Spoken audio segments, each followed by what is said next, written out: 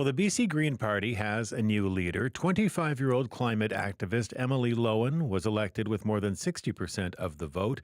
And she told CBC's On the Coast yesterday that she has her sights set on the Greens holding the balance of power in the legislature. I think we need to negotiate from a place of strength. And for the Greens right now, that looks like rebuilding our party base, rebuilding our provincial profile to ensure that when we're in the negotiating room with the NDP, we have the leverage we need to deliver on bold solutions. And I think that will deliver us more seats in the next election. I think it is within our grasp to get 6 or more Green MLAs elected. So that is the goal, but can Emily Lowan do it? And to talk about that, we're joined by two guests. Adriane Carr is a founding member and former leader of the BC Green Party, and Beatrice Sharpe is in her first year of university and the chair of the Young B.C. Greens. Good morning to both of you.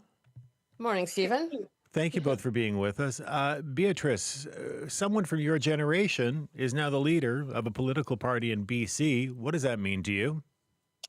Well, I think that this is a turning point in BC politics because we had never had a youth in a major position of power before, instead of just on the sidelines gathering experience. Some people say that she does not have enough experience, but I'd completely disagree. She's proven herself over and over again at divestment projects at UVic and also working for the Climate Action Network, holding the 1% accountable. I'm really excited because youth voices they'll finally be represented in politics at a time when youth voices really do need to be represented. The cost of living, the housing, the climate crisis are all affecting our generation the most. And the policies created today will be affecting youth in 50 years, not the people in power right now. And what difference do you think it makes then to have somebody from that generation in a position of leadership? I mean, will it make a difference? Is it different than having somebody, who's 45, 50 years old? I think it completely makes a difference because we've seen that youth have become less and less engaged in politics over the last 10, 20 years. And this isn't because that we don't want to be engaged. We are completely ready. We're very passionate about the issues happening today. We just have never been given a platform for it. And politics has never been somewhere that we can turn to. But what Emily shows is that politics is a space for youth and we can get involved. Adriane, you backed Jonathan Kerr's campaign for leader. How are you feeling about Emily Lowan's victory? I'm super excited, Stephen.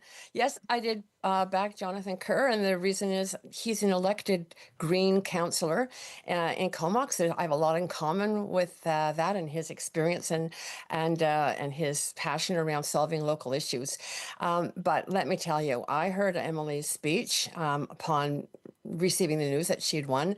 She blew me away. She is so articulate. She is incredibly focused on the key issues that are, in fact, driving the big problems that we are facing as a province, one of which is climate change. And it's not a new normal. It's going to get worse unless we really focus on doing something about it. And she's been focused on that for 10 years, and she's only 25. The second issue is really inequity, that we don't have enough money. Stephen, I listen to your program every morning. Everyone, this morning, it's not enough money for cancer care that was on the news. Mm-hmm. There is every single day, we don't have enough money. We don't have enough money. And Emily is just so focused. I mean, it was a little over the top, fight the oligarchs in terms of language. But the truth is the uber rich are uber rich. So many more people are struggling, even in the so-called middle class. And yet we have the wealthiest individuals, families, and corporations. We're still subsidizing fossil fuels. And she's pointing a finger at that and saying, we need the money to create a healthy, safe, vibrant society from, at every income level. And we can't be letting people accumulate and corporations accumulate so much wealth because we are going behind and behind on tackling every single major issue. Do you worry, Adrienne, that there's a segment of the population that is going to look at somebody like Emily and say, well, she's a 25-year-old climate activist. We're not really talking about somebody who's got a lot of great political ideas or knows much about running a province. No, I'd say read her platform, folks. I mean, she's had a lot. She's put a lot of effort in terms of developing a very solid, very thoughtful platform with really practical solutions on every major issue facing this province. This is a very bright woman. She's experienced. I mean, she may only be 25. By the way, when I co-founded the Green Party and ran as its first leader, I was 29. So at least I was in that so-called youth category. She is unbelievably experienced for her age. And for goodness sake, I mean, we have to recognize that the future that's at stake is her future. It's her generation's Mm. future. And, I'm super excited about her leadership. Beatrice, Emily Lowan is calling for a bolder, a more confrontational Green Party. What does that look like in your view?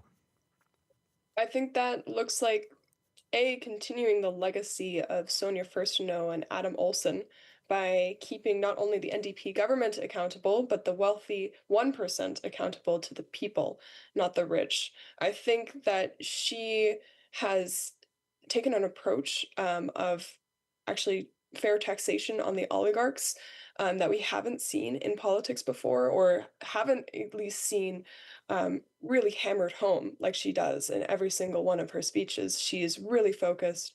And I think that by having that focus and by putting that pressure on, like she has done in all of her previous campaigns, I think we can see a more confrontational BC Green Party that actually that gets stuff done. And Beatrice, when you use the word oligarchs, who are you talking about? I'm talking about the wealthiest 1%, those who have investments in fossil fuel, in technology industries, essentially those who hold the wealthiest, like the most money in the province, who have their stakes in, like they have multiple properties across BC, which makes the housing crisis worse. They can control and fix the price of oil, which makes it harder for everyday people. This is what I'm talking about. The oligarchs who make life harder for the average citizen by simply like putting their investments in places where they know that they can make more money off of us. Adrienne, do you think that Emily Lowan can win the confidence of the party, of all of the generations that make up the Green Party? Well, she won by over 60% on the first ballot. So, yeah, I think she can. And But the certainly, broader voters, the Green voters across the oh, spectrum. you know what? I mean, most Greens, I would say, are passionate about being Green Party members because they are concerned about our children's future, our planet's future. And that is what she articulates, exactly those things. So, yeah, I think that she can win the confidence. You just have to listen to her talk to know how intelligent and grounded she is. But more than that, there is this, I think, common thread amongst all Greens, no matter what their age, that it is about the future for our children that causes us to be Green and to be fighting for getting more Greens elected and the policies that actually honestly address the problems instead of sort of shoving some of these ideas off to the side. I mean, people are so disappointed in the NDP right now, and even in the federal Liberals. Why are we investing more in LNG and fossil fuels when our whole future is at risk because of that?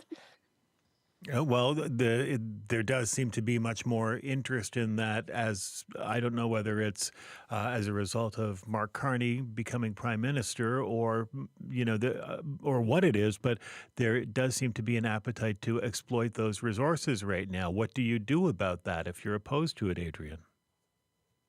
you get the facts and the information out there and appeal to people to really think logically. This is not a time to be thinking, oh, well, resources are there, so we should use them. Let's be smart about it, for goodness sake.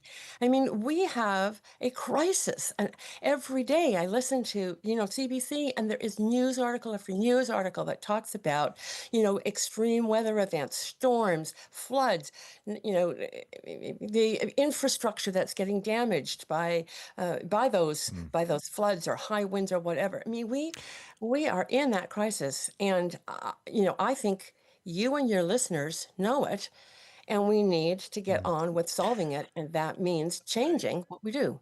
And Beatrice, when you're talking with other members of the Green Party, young Greens like yourself, what do you hear from them about what people are looking for? I hear people wanting a change. They want solutions to the issues that we face every single day, like the cost of living, like the climate crisis.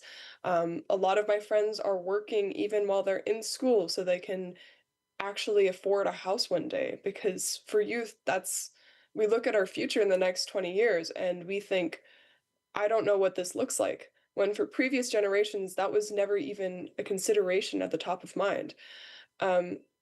We're specifically, climate change is very top of mind for us. I think if you ask any youth on the street what they thought about the $200 million investment into Cedar LNG with taxpayer dollars, I don't think anyone would be agreeable to that, especially after the NDP government, in the process of doing so, took back its 2030 climate reduction targets, and instead of saying that it should be 50% reduction by 2030, said that you needed to have a climate plan. But that is not accountability, and that is not serving the people. That is serving the wealthy elites. We are going to have to leave it there this morning for time. Thank you both. It's great to hear both of you this morning. Adriane Carr, appreciate your time as always. And Beatrice, very good to meet you. Thank you. All right. Great. Thanks so much, Stephen. Have a great day. You too. Take care. Adriane Carr, founding member and former leader of the BC Green Party. Beatrice Sharpe is in her first year of university and the chair of the Young B.C. Greens.